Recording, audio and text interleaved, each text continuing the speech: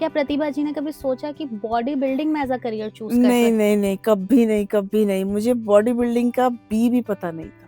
फिर धीरे-धीरे मेरे बाइसेप्स थोड़े रिस्पॉन्ड करने लगे, चोपीस। हुँ, तो वो कहीं न कहीं मेरे को अनकम्फर्टेबल कर रही थी। मैंने कहा नहीं, मेहनत कर लूँगी, सब कुछ कर लूँगी, लेकिन कॉस्ट्यूम नहीं पहनूँगी। लेकिन मसल डेवलप करना इतना ईज़ी नहीं है। बहुत मेहनत लगती है, बहुत हुँ, मेहनत। बॉडी बिल्डिंग एक ऐसा गेम है जो आपको डिसिप्लिन, डेडिकेशन दोनों सिखाता है। इतना महँगा पड़ जाता है कि बहुत लेवल क्रॉस हो जाता है। जी। तो बॉडी बिल्डिंग बहुत महँगा स्पोर्ट है। तो सरकार से मुझे कोई सपोर्ट नहीं मिला और कॉम्पिटिशन से पहले तो 14-15 घंटे पहले वाटर बिल्कुल बंद हो जाता है। पूरा क्रेडिट मेरे हस्बैंड को है। उन्हीं की वज़ह से, वाक़ई में कहूँ तो उन्हीं की वज़ह से मैं यहाँ हूँ। देवभूमि उत्तराखंड के पहाड़ हमें सिखाते हैं कि ऊँचा वही उठता है जिनकी जड़ें मज़बूत होती है। एक ऐसी ही कहानी लिए आज हमारे साथ मौजूद है उत्तराखंड की वो बेटी जो पहाड़ जितनी मज़बूत है और जिनके हौसले हिमालय से भी बुलंद है। स्कूल और कॉलेज के मैदानों से शुरू हुआ सफ़र फ़िटनेस के मंच तक जा पहुँचा और इतिहास रचते हुए ये बनी उत्तराखंड की पहली महिला बॉडी बिल्डर। अमर उजाला की इस खास सीरीज पहचान में स्वागत करिए उत्तराखंड की बेटी प्रतिभा थपलियाल का। नमस्कार मैम, स्वागत है आपका। Thank you. मैम, आज जो प्रतिभा है जो हम सबके सामने है, हम इनकी बिल्कुल बैक स्टोरी में जाना चाहेंगे और पूछना चाहेंगे कि कैसा था प्रतिभा का बचपन। प्रतिभा का बचपन, मेरा बचपन ऋषिकेश में निकला है। मेरी पढ़ाई-वढ़ाई वहीं से हुई है। देखिए, स्पोर्ट्स में तो मैं तब भी सक्रिय थी। जी। मैंने वॉलीबॉल खेले हुए हैं 5 नॉर्थ ज़ोन, मैंने क्रिकेट खेला हुआ है ऑल इंडिया 3।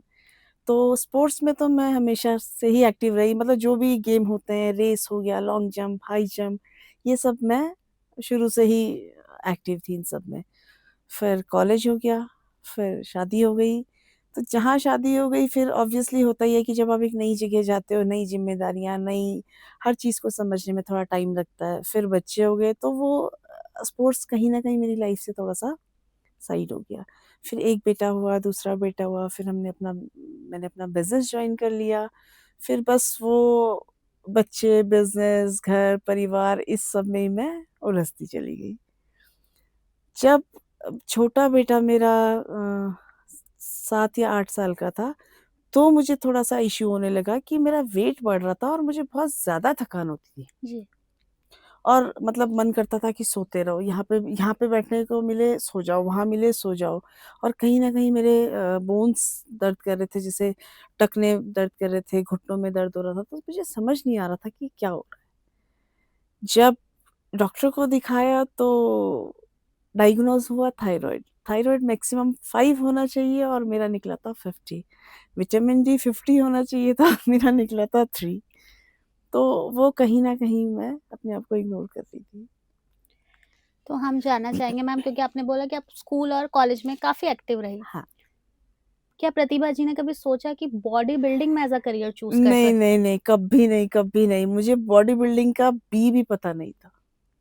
कभी मतलब मुझे एक्चुअली इस तरफ कभी ध्यान ही नहीं गया। तो फिर मेरा अगला सवाल जो है वो यही है कि बॉडी बिल्डिंग में आपने जो कदम रखा, हाँ, वो कैसे शुरुआत हुई? बॉडी बिल्डिंग में कदम रखने का श्रेय तो मेरे हस्बैंड को जाता है, क्योंकि जब डॉक्टर ने मुझे कहा कि भई ऐसे तो नहीं चलेगा, अगर तुम्हें अपने बच्चे पालने हैं और तुम्हें ज़िंदा रहना है, तो तुम्हें अपने रूटीन में वर्कआउट शामिल करना पड़ेगा जी। और सबसे पहले अपना वज़न कम करो। तो बस वो एक छोटी-सी शुरुआत थी जिम जाने की। हुँ, तो हम दोनों ने ही जिम जॉइन करा, हस्बैंड वाइफ ने। अब जिम जब गए तो क्योंकि स्पोर्ट्समैनशिप तो पहले से थी ना, बिल्कुल। तो वो टाइम भी नहीं लगा और मैं उसको एन्जॉय करने लगी। तो 3 महीने में मैं नॉर्मल 87 से मैं 60-62 के आस-पास हो गई थी। मतलब मैं फिट हो गई थी। लेकिन वो जिम के प्रति ऐसा पैशन हो गया, फिटनेस के लिए इतना पैशन हो गया कि कोई और काम छूट जाए लेकिन जिम ना छूटे। तो वो पैशन जब मैं और जब साथ में करती थी, हस्बैंड के साथ करती थी, तो ऑब्वियसली स्ट्रेंथ मेरी बहुत अच्छी हो गई थी, क्योंकि मैं कंपटीशन करती थी कि आपने इतना वेट उठाया है तो मैं इतना, आपने इतना स्क्वाट्स करा है, तो अपने लेवल के हिसाब से मैं उसको ज़्यादा करती थी। फिर धीरे-धीरे मेरे बाइसेप्स थोड़े रिस्पॉन्ड करने लगे। तो हस्बैंड मेरे बहुत पुराने जिमर थे, मतलब हुँ, उन्होंने बहुत जिम किया हुआ था, उनको सारा आइडिया था बॉडी बिल्डिंग और ये वो। तो उन्होंने ही नोटिस किया कि तेरे बाइसेप्स स्पॉन्ड कर रहे हैं, तेरे बाइसेप्स बन रहे हैं, जबकि लड़कियों के इतनी जल्दी नहीं बनते हैं। लेकिन क्योंकि हम वर्क बहुत हार्ड करते थे, जैसे स्ट्रेंथ बहुत अच्छी करते थे, डाइट प्रॉपर लेते थे, तो वो कहीं न कहीं काम कर रही थी। तो एक दिन ऐसे ही मज़ाक-मज़ाक में बोल दिया कि तू ऐसा कर, बॉडी बिल्डिंग खेल ले। क्योंकि जिस जिम में हम जाते थे वहाँ 1-2 बॉडी बिल्डर थे, तो उन्होंने कहा, मैं उन्हें देख के ना बड़ा अच्छा लगता था। यार वॉव! ये मिस्टर इंडिया है या ये ऐसे होता है। तो उन्होंने कहा तू भी खेल ले, क्या बड़ी बात है, थोड़ी-सी और मेहनत कर। मैंने कहा नहीं, मुझे नहीं खेलना। मतलब खेलने से मतलब था कि हमारी कॉस्ट्यूम होती है हुँ, 2 पीस, हुँ, तो वो कहीं न कहीं मेरे को अनकम्फर्टेबल करती। मैंने कहा नहीं, मेहनत कर लूँगी, सब कुछ कर लूँगी, लेकिन कॉस्ट्यूम नहीं पहनूँगी। फिर हस्बैंड ने बोला, यार कॉस्ट्यूम क्या, ये तो एक तुम्हारा स्पोर्ट्स का कॉस्ट्यूम है और तुम्हें स्टेज ट्रू। में पहनना है। तुम्हें ऐसे कहीं घूमना थोड़ी है या कहीं पहन के मतलब चौरस्ते या सड़क पे थोड़ी जाना है। फिर मुझे थोड़ा-सा इंटरेस्ट आया कि यार हट के तो है कुछ, हुँ, क्यों ना कुछ हट के किया जाए। अच्छा, दूसरा ये होता है कि हर चीज़ के लिए लोग बोलते हैं ना कि लड़कियाँ नहीं कर सकती हैं, ये बिल्कुल। लड़के ही करते हैं।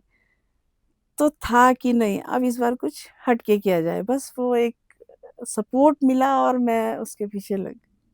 और कितना समय लगा आपको? देखिए 2 साल कंटिन्यूअस मैंने वर्कआउट किया, हुँ, नॉर्मल अपना वर्कआउट, और कॉम्पिटिशन में जाने के लिए मुझे 4 महीने लगे। पहला जब मैंने कॉम्पिटिशन 2022 में खेला था, सिक्किम में खेला था नेशनल, उसकी तैयारी के लिए मुझे साढ़े 3 से 4 महीने लगे थे और वहाँ मैंने फर्स्ट टाइम में 4th प्लेस दी थी। 4th रैंक आपने हाँ, हासिल की हाँ। थी। उसका एक्सपीरियंस कुछ शेयर कीजिए हमारे संग कि मतलब क्या वो, क्योंकि एक ऐसे बैकग्राउंड से जाना कि जहाँ आप बड़े सुविधाओं में पले हैं, आप हाँ, बिल्कुल स्मूथ जीवन चल रहा है और हाँ, उसके बाद चीज़ें एकदम से टर्न हो जाती है। हाँ, हाँ, तो वो उस वहाँ पर कदम रखना, उस ते भरे मंच में आपने जैसे बोला कि जो हाँ, 2 पीस जो ड्रेस हाँ, है हाँ। उसे लेके आप कंफर्टेबल नहीं थे। तो वो एक्सपीरियंस कैसा था? नहीं, वो एक्चुअली जब जब जब क्या होता है कि आपके पीछे एक सपोर्ट सिस्टम होता है ना, बिल्कुल। और आपको लगता है कि नहीं, मेरे को पीछे से मुझे अब बंदा पुश कर रहा है कि ये तो, वो तो मैंने सेट कर लिया था कि अगर हुँ, मेरे हस्बैंड को कोई दिक्कत नहीं है हुँ, या मेरे बच्चों को कोई दिक्कत नहीं है, तो तीसरा मेरे लिए मैटर ही नहीं करता।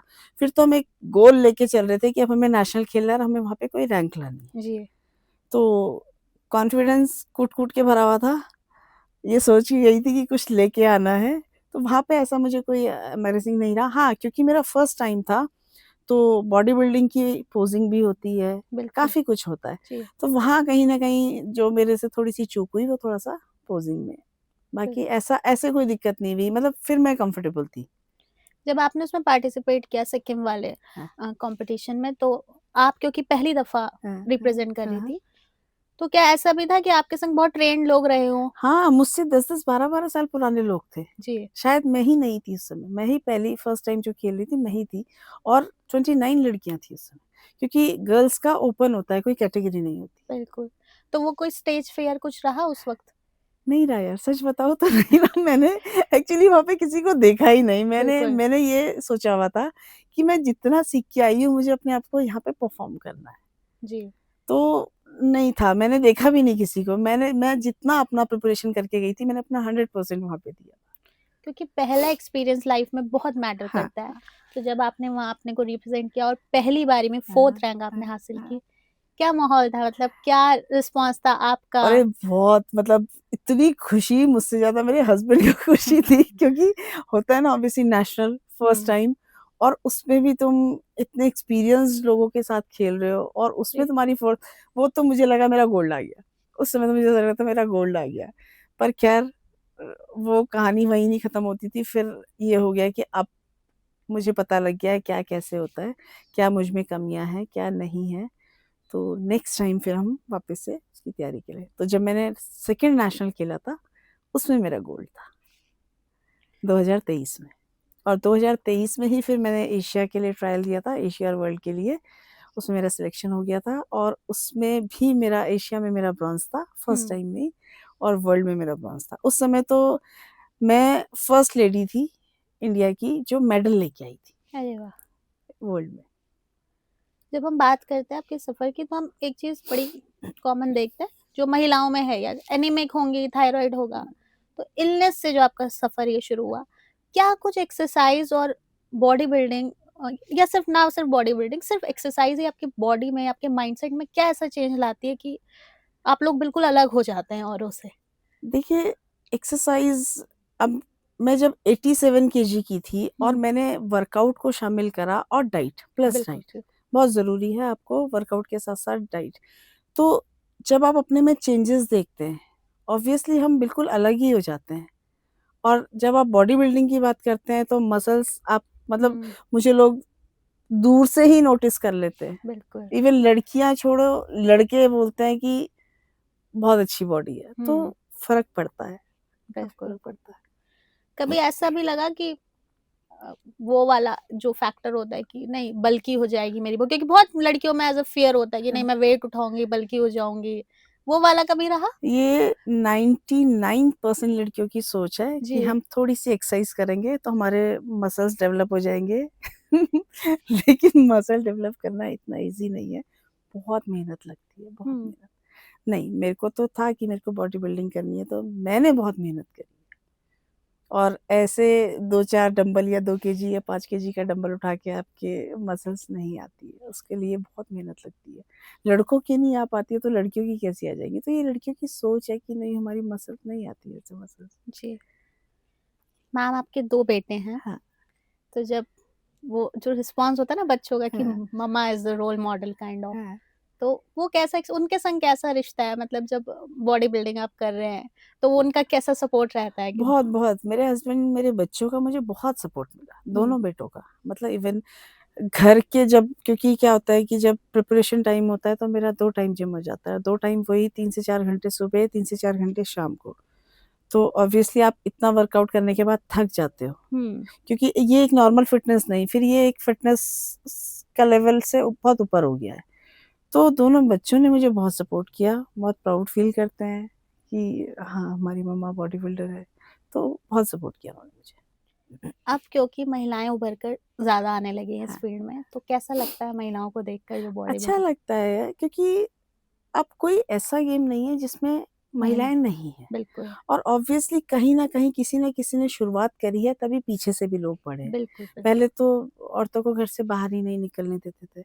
फिर पढ़ने भी गई हैं लड़कियाँ, डॉक्टर भी बनी हैं, वकील भी बनी हैं, स्विमर बनी हैं, आपका रेसलर बनी हैं जो इतना स्ट्रिक्ट वो रहता है लड़कियों के लिए। तो अब ऐसा कोई गेम नहीं है जिसमें लड़कियाँ नहीं कर सकती। तो मुझे बहुत अच्छा लगता है कि आओ सेल्फ डिपेंड बनो। हुँ, और ये मेरा गेम तो एक ऐसा गेम है कि जिसमें आप अपने इसको साथ लेके चलते हो।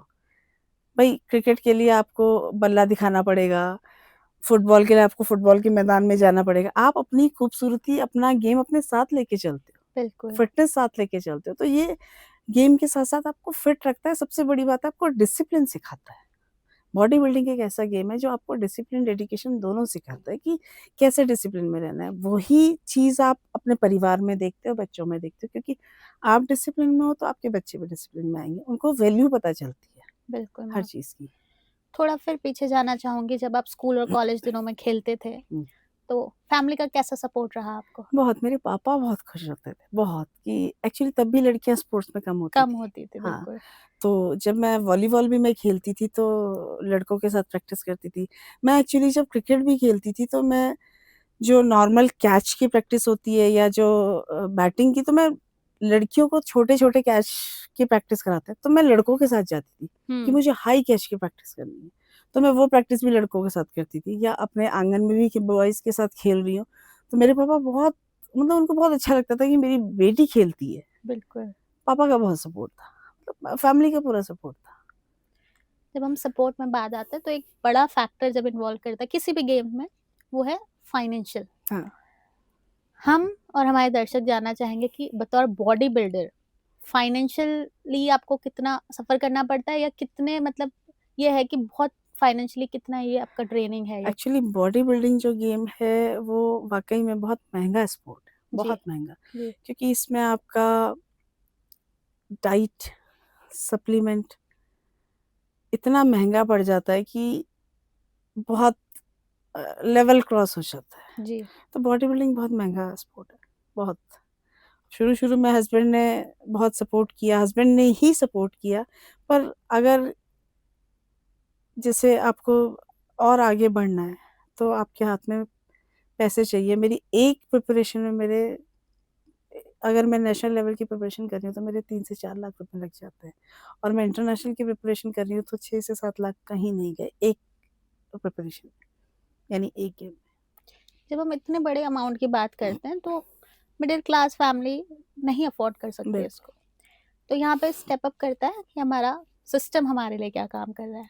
आपको जब आप जीत कर आई, लोगों से क्या रिस्पॉन्स मिला सोसाइटी में, और उसके बाद हमारे सिस्टम से क्या रिस्पॉन्स मिला? देखिए, लोगों से मुझे बहुत अच्छा रिस्पॉन्स मिला, इवन जो बुजुर्ग होते हैं हम्म। उन्होंने मुझे इतना अच्छा रिस्पॉन्स दिया कि मैंने उम्मीद नहीं की थी। बिल्कुल। मतलब मैं जब पहला ही गेम खेल के आई थी तो मुझे लोगों ने इतना प्यार दिया, इतना प्यार दिया। औरतों ने, चलो लेडीज मेरे साथ की जो है, या बच्चे हैं, बच्चे तो क्रेजी हैं, बच्चों का तो बहुत ज्यादा, लेकिन इवन जो बुजुर्ग लोग हैं उनका मुझे बहुत आशीर्वाद मिला। सिस्टम की बात आप कहें, यानी सरकार, हम्म। तो सरकार से मुझे कोई सपोर्ट नहीं मिला। मेरे को सपोर्ट मिला विपिन बलूनी सर से। उन्होंने मुझे बोला, नहीं आप मेरे उत्तराखंड की शान हो जी। और आपने खेलना है और हम आपको सपोर्ट करेंगे। फाइनेंशियली उन्होंने मुझे बहुत सपोर्ट किया। वो इस बार का तो मैंने मेडल भी उनको और अपने हस्बैंड को डेडिकेट किया, क्योंकि मैं एक बार को गेम छोड़ने वाली थी। जी। बहुत खर्चा होता है, और खर्चा क्या, मैं अकेली नहीं हूँ, मेरे पास 2 बच्चे हैं। बिल्कुल। तो मैं ऐसे ही उनसे मिलने गई नॉर्मली, तो मैंने कहा, बोले कैसी चल रही तैयारी? मैंने कहा सर मैंने छोड़ दिया गेम। बोले क्यों? बड़े चौंके वो। मैंने कहा सर कितनी बार आप करोगे? बहुत खर्चा होता है। मतलब उन्होंने मुझे एक तरह से डाँट लगाई, नहीं, नहीं, आपको देख के कितने लोग इंस्पायर होंगे, आपको देख के कितने बच्चे इंस्पायर होंगे, कितनी लड़कियाँ बढ़ेंगी। आप ऐसे मत बोलो, खेलना नहीं छोड़ना है, मैं आपको सपोर्ट करूँगा। तो जैसे बिल्कुल एक बड़ा भाई बोलता है ना, इस तरह से उन्होंने मुझे प्रॉपर सपोर्ट किया। मेरे एक खुद के भाई हैं, संतोष पांथरी, ऋषिकेश जी। से हैं। उन्होंने मुझे फाइनेंशियली सपोर्ट किया। तो ये कुछ अच्छे लोग भी हैं दुनिया में। उन्होंने भी बोला, कुकू खेल नहीं छोड़ना है, खेलना है तो हमारे यहाँ की शान है। जी। तेरे ढाल वाला तेरे नाम से हम जानते हैं भैया, वो हमारी बहन है। बिल्कुल। तो हैं कुछ लोग अभी बहुत अच्छे जिन्होंने मुझे काफ़ी अच्छा सपोर्ट किया। जी। एक सफल आदमी के पीछे बहुत लोगों का हाथ बहुत, होता है। बहुत, बिल्कुल, बहुत। बिल्कुल। एज़ अ एथलीट, और खासकर एज़ अ महिला एथलीट, क्या आप कहना चाहेंगे सरकार से कि किस तरीके का सपोर्ट सिस्टम हर तरीके के एथलीट के लिए डेवलप होना चाहिए, खासकर उत्तराखंड में? देखिए, उत्तराखंड एक बहुत सुंदर स्टेट है, बिल्कुल। और यहाँ की जो लोग हैं या महिला जो एथलीट है वो बहुत कर्मठ है, बहुत मेहनती हैं। अब मतलब महिलाओं के लिए नहीं कहूँगी, लड़कों के लिए भी कहूँगी। जी। क्योंकि आप उनसे कितना ही हार्ड वर्क करवा लो, वो केवल पीछे होता है फाइनेंस की वजह से। बिल्कुल। तो ये मुझे लगता है ये मेरी सरकार को थोड़ा-सा देखना चाहिए कि इतना टैलेंट हमारे पास भरा हुआ है। भई अगर कोई टैलेंट यहाँ से निकलता है तो नाम किसका होता है? उत्तराखंड का, बिल्कुल। हमारी सरकार का। यानी वो आगे बढ़ रहा है तो यानी हमारी सरकार सपोर्ट कर रही है, तभी तो आगे बढ़ रहा है ना। तो मेरी रिक्वेस्ट है सरकार से कि कोई भी एथलीट को पीछे ना हटने दें, क्योंकि कोई भी एथलीट बहुत मजबूरी में पीछे हटता है, वरना वो मेहनत करने के लिए तैयार है, वो सारा हार्ड वर्क करने को तैयार है। तो मैं सरकार को कहूँगी एथलीट को सपोर्ट करें। बाकी सारे स्टेट्स में जी। मेरे साथ जितने वर्ल्ड में और एशिया में मेडल लेके आए थे, अदर स्टेट्स में उनको जॉब मिल चुकी है। सरकार बाकायदा उन्हें बुला के 5 lakh cash, 10 lakh cash, bronze को मतलब इवन ब्रॉन्ज तक को कैश प्राइज होता है। पर मुझे ऐसा यहाँ कोई सपोर्ट नहीं मिला जो मिलना चाहिए। जो मिलना चाहिए, क्योंकि मैं एक ही हूँ उत्तराखंड की और पहली हूँ। जी। तो कहीं न कहीं मैं भी एक्सपेक्ट कर रही हूँ। मैं एक्सपेक्ट इसलिए कर रही हूँ क्योंकि जब सरकार मुझे सपोर्ट करेगी तो मेरे पीछे से बच्चे आएँगे। बिल्कुल। मेरे पीछे से भी तो टैलेंट आएगा ना। मैं भी उनको सपोर्ट करना चाहती हूँ, लेकिन मैं कैसे करूँ? जी। ऑब्वियसली मैं भी कहीं न कहीं रुक जाऊँगी ना। तो थोड़ा-सा ये सरकार को करना चाहिए। अगर हम 1% देखकर चले कि प्रतिभा मैम वो सपोर्ट आपको मिलता है जो आप चाह रहे हैं सरकार की ओर से, तो आपके क्या फ्यूचर प्लान्स होंगे उत्तराखंड के लिए? देखिए, मेरी इच्छा है मैं उत्तराखंड की बच्चियों के लिए कुछ करूँ। सरकार अगर मुझे मौका देती है सेवा का, तो मैं चाहूँगी मैं टैलेंट को निखारूँ, टैलेंट को ढूँढूँ, टैलेंट को आगे करूँ। जी। तो मेरी सोच है कि भई जो बच्चे मुझसे इंस्पायर हो रहे हैं, मैं उनको आगे सपोर्ट करूँ। आगे क्या रास्ता अभी इस वक्त कौन से खेल रहे हैं? मैं खेलती हूँ IBBF, Indian body builders federation Mumbai. जी। मेरी बहुत अच्छी है। जी। मेरी फेडरेशन इसलिए अच्छी है क्योंकि हमारे हमारी फेडरेशन में ये है कि जो भी गोल्ड लेके आएगा, केवल उत्तराखंड छोड़ के बाकी सारे स्टेट गोल्ड, सिल्वर, ब्रॉन्ज सबको जॉब है। रेलवेज में जॉब है, एम्स में जॉब है, कस्टम्स में जॉब है, आपका पुलिस में जॉब है, लगी है, मैंने देखी है जी। लगते हुए। बस केवल एक यही नहीं है। अभी मैंने 8 फरवरी को तेलंगाना में था 16 जूनियर मास्टर्स दिव्यांग एंड वुमेन्स बॉडी बिल्डिंग। जी। तो इसमें मुझे मिला है गोल्ड बहुत बधाई है। रिसेंटली। अभी प्रतिभा मैम कौन से कंपटीशन में पार्ट लेने जा रही हैं? अभी मेरे 2 नेशनल और हैं। जी। एक गुवाहाटी में है 15 मार्च को, फिर उसके बाद 29 मार्च को इंदौर में है। जी। फिर ये नेशनल वाली सीरीज खत्म हो जाएगी, फिर इंटरनेशनल के लिए मैं तैयारी करूँगी। क्योंकि जिस स्पोर्ट्स में आप हैं हर एक चीज़ मैटर करती है, वेट से लेकर हाइट सब कुछ। तो जब मेडल जीत जाते हैं तो वो तो हमें दिखता है कि हाँ जी मेडल जीत गए हैं, बिल्कुल। लेकिन उसके पीछे की जो मेहनत है, जो रूटीन है, जो डाइट बिल्कुल, प्लान्स है, वो बिल्कुल। कैसे मैनेज होते हैं और वो क्या-क्या होते हैं? देखिए मुझे एक कॉम्पिटिशन को खेलने के लिए मुझे 4 महीने पहले से प्रिपरेशन करनी पड़ती है। जी। तो उसमें मेरी बहुत ज़्यादा स्ट्रिक्ट डाइट हो जाती है, यानी उसमें मेरा ऑयल बंद हो जाता है, उसमें मेरा मतलब बाहर का खाना बंद हो जाता है, मीठा बंद हो जाता है। मेरी डाइट में आता है चिकन, मेरी डाइट में आता है मतलब आधा किलो चिकन डेली का। मेरी डाइट में आते हैं 15 से 20 eggs, only white boiled, salad, vegetables, green vegetables और सप्लीमेंट्स, जी। प्रोटीन। बाकी प्रोटीन के साथ भी सप्लीमेंट्स होते हैं, ग्लूटामाइन हो गया, EAA हो गया या प्री वर्कआउट हो गया, बाकी zinc, magnesium, calcium, vitamin C, vitamin E, इस टाइप के बहुत सारे सप्लीमेंट्स होते हैं और एक प्रॉपर एक चार्ट तैयार होता है कि मैंने किस टाइम पे क्या डाइट लेनी है, किस टाइम पे क्या डाइट लेनी है। जिम का शेड्यूल मेरा है, मैं अभी जाती हूँ म्यूटेंट्स जिम, जी। जो बंजारा वाला में है। तो जिम मेरा मॉर्निंग में होता है 3 से 4 घंटे का सेशन और फिर इवनिंग में होता है वही 3 से 4 घंटे का सेशन। अब लास्ट टाइम में हम लोग को क्या होता है कि हम लोगों को अपने मसल्स को ग्रो करके, फैट को कम करके, प्रॉपर डेफिनिशन के साथ अपने आप को, यानी मेरा गेम है बॉडी बिल्डिंग, यानी अपनी मसल्स को शो करना। तो कार्डियो बहुत बढ़ जाता है, फैट कम करना होता है, मसल्स को थाम के रखना होता है। तो इस तरह से ये पूरा प्रॉपर एक एक तरीके से चलता है कि इस महीने में ये रिजल्ट्स आने चाहिए, इस महीने में ये रिजल्ट्स आने चाहिए। लास्ट में 15 दिन में पूरी प्रॉपर बॉडी चेक होती है। जी। मतलब लास्ट में तो हर दूसरे दिन, हर तीसरे दिन बॉडी में चेंजेस आते हैं, जब लास्ट के 15 डेज बच जाते हैं। उसमें फिर हमारा वाटर इनटेक कम हो जाता है, हमारा सॉल्ट बहुत कम हो जाता है और कॉम्पिटिशन से पहले तो 14-15 घंटे पहले वाटर बिल्कुल बंद हो जाता है। मतलब अगर आपको प्यास लग रही है तो या आप मौसमी चूस लो या एक सिप अपने होंठ बस गीले कर लो, इस तरह से। बहुत डिफिकल्ट रूटीन है। हाँ, डिफ़िकल्ट है, डिफ़िकल्ट है। बाकी जो जैसे अब म्यूटेंट जिम के लिए मैं म्यूटेंट्स जिम का नाम मैं इसलिए ले रही हूँ, क्योंकि सारे जिम लगभग-लगभग संडे बंद होते हैं या जी। कोई बीच में छुट्टी आ गई है, तो वो मेरे लिए स्पेशली जिम खोलता है। अरे वाह! वो कहेगा मैम नहीं आपको वर्कआउट करना है तो मैं जिम खोलूँगा आपके लिए। हुँ। तो मेरे लिए जिम खोलता है। तो इसी तरह से लास्ट का चलता है पूरा। अभी तो ख़ैर आप काफ़ी फिज़िकली मेंटली टफ़ हो गए होंगे जितनी आपकी ट्रेनिंग हुई, लेकिन बैक देन हम जानना चाहेंगे कि जब प्रतिभा जी को कुछ खाने का मन करता हो और नहीं खाना हो, वो कितना डिफ़िकल्ट होता है?